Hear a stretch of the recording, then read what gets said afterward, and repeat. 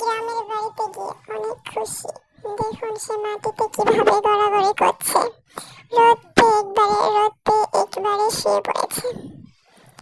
সে অনেক আনন্দ পেয়েছে গ্রামের বাড়িতে এসে, অনেক খুশি সে। বারবার সে শুধু শুয়ে পড়তেছিল মাটিতে।